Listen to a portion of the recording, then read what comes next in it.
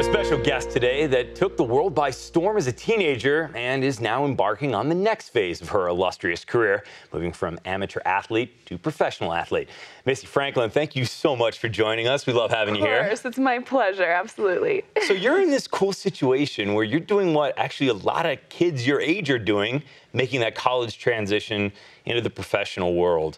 First off, how was the college experience? It was absolutely amazing. I am so fortunate that I got even just those 2 years. You know, it was so important for me to get my education and to even just be a part of that student-athlete atmosphere, especially at a place like Berkeley.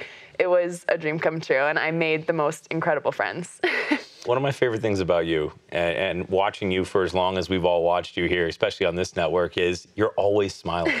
Do you ever not smile? Is there ever a moment when we catch Missy Franklin not with a smile on her face? If I'm really hungry, normally I'm not smiling as big as normal. I get a little hangry, but I like carry snacks with me, so we're okay. So you're good right now, though, right? I'm good right now. We're all good. Home for you is Colorado, but you were in California for a long time now, and now that you're a professional, where's home base going to be? Where's training going to originate for you? Well, I think regardless of training, home base is always going to be Colorado. That's just where I grew up. I've been in the same neighborhood literally my entire life, and it was wonderful getting the experience of being in California. I absolutely love that. But for right now, I'm actually back in Colorado training, which has been really, really fun. I'm back with my coach, Todd Schmitz, who I was with through London and through the 11 years before that. So we've been having a great time, and I'm just going to see how the summer goes, see how Worlds go, and then kind of make a decision there. You seem like a take it as it goes kind of person. Very much so. Yeah, I definitely like to take things kind of one step at a time. For me, you know, there's this saying, I think it's mile by mile, life's a trial, inch by inch, life's a cinch. And that's, for me, just something that really resonates. Like, I think it's important to be aware of things that are coming up in the future, but really not focusing on them, because I think being really present is just so important. Speaking of the future, Santa Clara coming up, Pro Swim Series. What are your expectations there? You know, I'm really excited. It's going to be my first meet as a professional, which I'm so excited about. I really don't have too many expectations going in. I think it's going to be an awesome meet for me to just see where I'm at and where I am racing-wise, where my strokes are, and especially kind of with this big training change that I've gone through, and now being at altitude again, being back with Todd. It'll be fun. I'm just going to go out there and race and do my best like I always do, and I think it'll be a great time for me to kind of figure out what I need to tune up before Worlds the end of this summer. As you said, inch by inch, and we're going to take it maybe a foot further here and talk about Worlds in Kazan. How about there? What are the expectations and the training leading into that, or is it kind of a wait and see sort of a thing? You know, I think I will have some pretty high expectations going into Kazan. I think the Worlds before the Olympics is always a really good indicator of where you are. Similar to how Santa Clara is a good indicator for Worlds, Worlds is going to be an indicator for the year to come. And it's always such an honor representing my country on an international stage. And, you know, the fact that Worlds comes every 2 years, I missed it last year, and I'm really excited to get back to it this year. Rio is just around the corner. Okay, now you're going like I'm taking it another foot.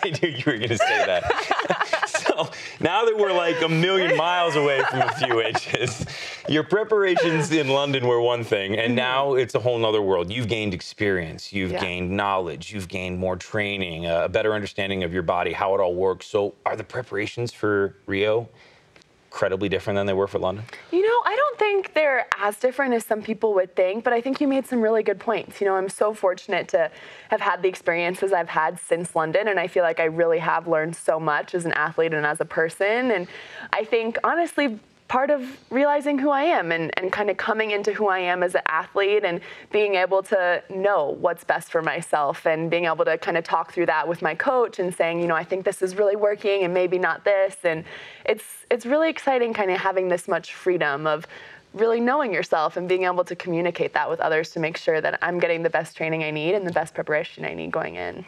Friendships for you are a very important thing, and I love that about you. I'm the same way. For me, friends are family. Absolutely. You've made that switch now to that professional life. are you still finding time for friends and family? Are you making it a point to carve it out? Absolutely. That's always so important to me. You know, even going through high school, I made time to do the things that would make me a high school. I went to prom, you know, I had my sleepovers, like I did all of it. And, you know, you had to work around it. Like I went to morning workout after prom and after sleepovers, which was never that fun. But, you know, I made it work, and you make those sacrifices. But for me, getting that normalcy in my life is so, so important. And so I've had the most wonderful time being home. A lot of my friends are home for the summer, so I've been able to see them. We go to dinner. We've been doing just hanging out, just like laying out by the pool, which is weird because you would think that I would have enough of that, but no, I get finished with 2 workouts and I'm at my neighborhood pool, so. And I'll tell you, the other thing that's important to you, and we were talking about earlier, it's the social media. You're on Instagram, you're on Twitter. How big of a part of your life is that, though? Because it's important now in the world we live in. Absolutely. So, you know, I've actually kind of been going through this transition with social media because I think it's amazing how much it's able to connect me with my fans. I think that's something that's so special about it. And so I love using it like that. But I also just took like a 3-week kind of detox from social media because I kind of took a step back and realized how much I was on it all the time. And I was kind of disappointed in myself that I felt like I was missing a little bit of what was going on around me because I was just so invested in that. So right now I'm kind of working on that balance of how do I really let my fans know what's going on, staying engaged, but also making sure that I'm staying present and I'm not on the phone at the dinner table and that I'm not on the phone when I'm out with friends, you know? So it's been fun being able to work through that. And I'm glad I kind of took a break for a while and was really just able to focus on the things around me. Wise beyond your age. That's what they think. Thank you so much. We're gonna take a selfie and put it up on social media as well. But thank you so much for being with us today. Of course. Thank you for having me. All right, Missy Franklin joining us in studio. Good luck the rest of your way, and we look forward to watching your career just continue to be amazing. Thank you so much.